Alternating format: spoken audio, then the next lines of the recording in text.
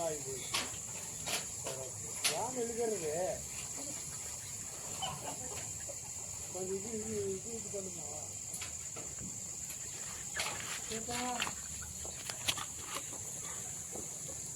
எப்படி பண்றான் தான்